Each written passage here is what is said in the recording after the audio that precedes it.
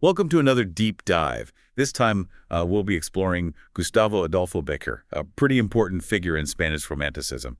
And, well, you've sent us some fascinating stuff analyzing Bécquer through the lens of the Enneagram, specifically the sexual five subtype.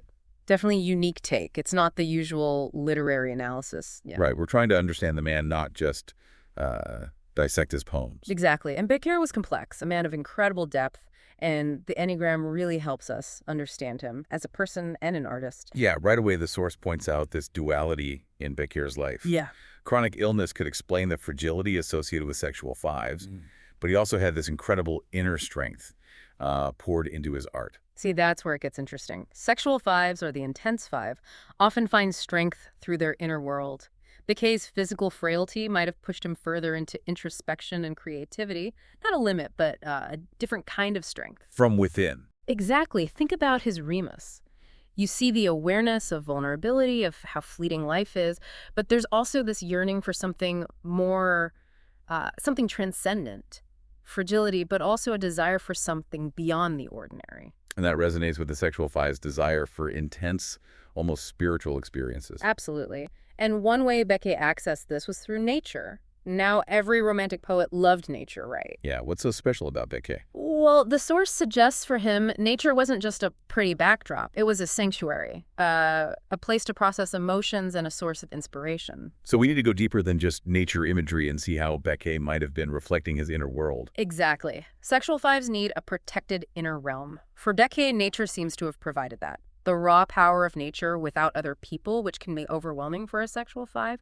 They prefer what are called unidirectional experiences. Unidirectional. Can you explain that? Some listeners might not be familiar. Sure. It means the sexual five is mainly receiving emotional energy, observing and internalizing more than actively expressing emotions. Nature, with its vastness and beauty, offers that kind of experience.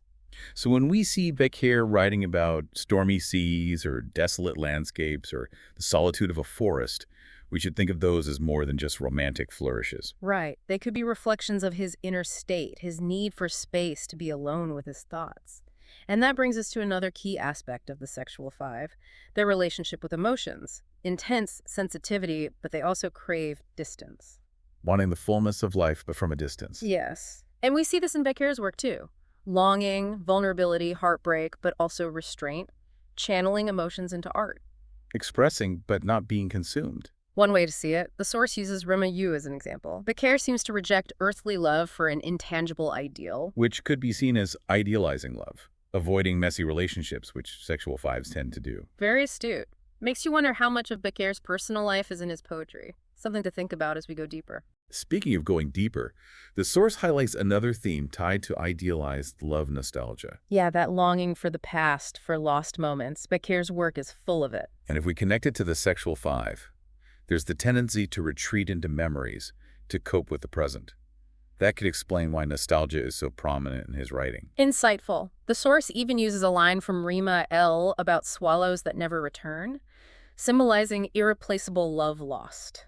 Beautiful but heartbreaking. Speaks to his deep emotions. So we're starting to see these facets of the sexual five. The strength and fragility, the retreat into nature, the complex emotions, the pull of nostalgia, all in Bécquer's work, like puzzle pieces. And they fit even better when we consider Romanticism, the movement Bécquer was part of. So let's talk about that, how Romanticism might have given Bécquer a way to express his unique perspective. Easy to think of Romanticism as just a literary movement, emotion, individualism, the sublime. But for Bécquer, it was more than a style. It was how he saw the world. And the source says that fits with the sexual five's yearning for the sublime, those intense, almost spiritual experiences. Did Romanticism give Bécquer a language for those yearnings, a way to connect with something bigger than himself? Yeah, that's a good point. Through Romanticism, Bécquer could explore love, beauty, and nature in a way that felt personal and universal. Remember, connecting with others can be hard for a sexual five, but art, especially romantic art, with its focus on emotions and meaning, it offers a bridge. So for Bécquer, Romanticism wasn't just an artistic style, it was a way to navigate the world, finding meaning and connection without those messy relationships. Which leads to an interesting point by Claudio Naranjo, a big name in the Enneagram. He says sexual fives can use art as a substitute for interacting with people. Interesting. And it makes sense with Bécquer. His poetry let him express those longings, his vulnerabilities, his unique perspective, all within his art. Exactly, like building a bridge through words, offering a glimpse into his soul while staying at a safe distance. And it's not just Bécquer. The source mentions other artists like Chopin, channeling their emotions and struggles into art, a pattern with sexual fives. So they're not lacking connection, they just express it differently, in a way that feels safer. Right. And for Bécquer, this is amplified by the hypersensitivity of the sexual five. Naranjo says they have a heightened emotional and perceptual sensitivity. We see this in Bécquer's work, too. I'm thinking of Rima Exik 1. Just a glance from the woman he loves becomes this huge declaration of love. He says, "What is poetry? Poetry is you." A simple line, but it shows how intensely he experienced the world. Even small details meant so much. Perfect example. Bécquer could make the ordinary extraordinary, and this went beyond human interaction. Think about his leyendas, those haunting stories. So vivid, so atmospheric, the natural world feels like it's breathing with his emotions. The source mentions El Monte de las Ánimas and El Rayo de Luna specifically. Like Bécquer made the landscapes and supernatural stuff mirrors of his own inner world. Right. In El Monte de las Ánimas, the wind howls and whispers of the dead, creating this chilling atmosphere reflecting the protagonist's fear. And in El Rayo de Luna, Manrique is obsessed with this idealized woman he sees in the moonlight, chasing an illusion, losing himself in fantasy, and it ends tragically. A cautionary tale almost. Yeah. About idealization, something sexual fives struggle with. Bécquer's sensitivity and his retreat into fantasy could create beauty, but also heartbreak. Insightful. So we're back to our main question. What does it mean to understand Bécquer as a sexual five? Are we just reducing him to psychology? I don't think so. It's about appreciating the complexity of his art, how his personality, his way of seeing the world is in his work. I agree. We're seeing Bécquer in high definition now. We see the artistry, the skill, but also the motivations, the struggles, the triumphs behind it. Like connecting with him as a person, not just the poet, but the real man. Exactly. And this understanding enriches us as readers, reminds us that behind great art, there's a human being with hopes, fears, and dreams, and that's what makes art relatable and enduring. So by understanding Bécquer as a sexual five, we're connecting with his humanity. And through that, maybe we understand ourselves better. We all have our ways of seeing the world, our sanctuaries, our ways of expressing ourselves. Beautiful. Now, before we wrap up, there's one more thing about Bécquer the source mentions. His career, it says he struggled financially, even though he was talented. Yes. And this goes back to Naranjo's point that sexual fives have creative potential but can struggle with worldly success. They hesitate to put themselves out there to market themselves. They'd rather create in their own world than deal with the demands of the market. Precisely.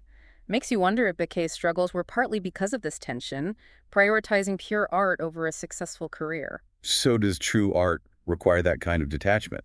Can you flourish as an artist and chase fame and fortune? An age-old debate.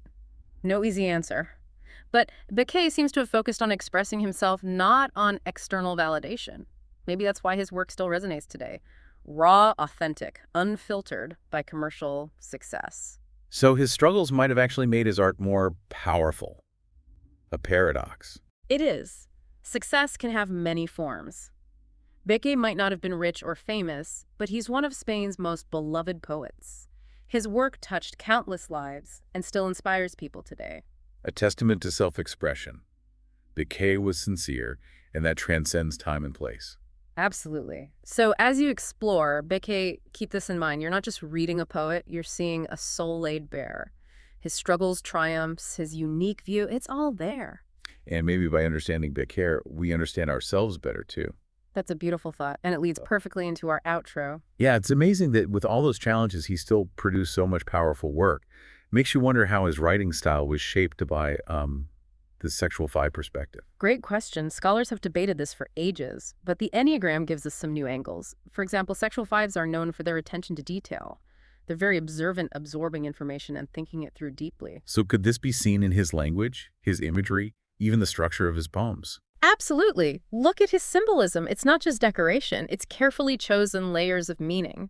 Like the nightingale, the willow tree, the desolate landscape. All these recurring motifs, they tie into longing isolation, the search for the sublime. They reflect that rich inner world. So it's not just what he says, but how he says it, giving us clues about him and his worldview. Exactly. Even his choice of genre. Bécquer wasn't just a poet, he also wrote prose. his leyendas. Those stories. Yeah. Blending realism and fantasy. Right, allowing him to explore those complex psychological themes in a way poetry maybe couldn't. Could the leyendas be a way for him to engage with relationships, Mm. but through fictional characters and supernatural events? Interesting thought. Remember, sexual fives find direct interaction tough. So creating these fictional worlds could be his way of delving into emotions and connection without having to put himself out there directly. A safe space within his writing to explore those feelings. Exactly. And that brings us back to what we've been talking about. Understanding Bécquer as a sexual five isn't reducing him to psychology. It's opening up new ways to understand his work, appreciating it on a whole other level. Like we've been given a key to a hidden part of his writing. Yes. And maybe in exploring that, we understand ourselves better too. It's like we've been given a key to unlock a hidden dimension of his writing. And by exploring that dimension, we might even gain a deeper understanding of ourselves and our own unique ways of experiencing the world. That's beautifully put. Bécquer's legacy goes far beyond just words. He encourages us to embrace our individuality, to seek those intense, meaningful experiences, to find beauty in the world, even when things are hard. Such a powerful message. So if you're listening and want to learn more about Bécquer, keep this in mind. Pay attention to the details, the recurring themes, the shifts in tone and language. You might be surprised by what you find. And don't be afraid to connect Bécquer's experiences to your own. We all want connection, meaning, beauty.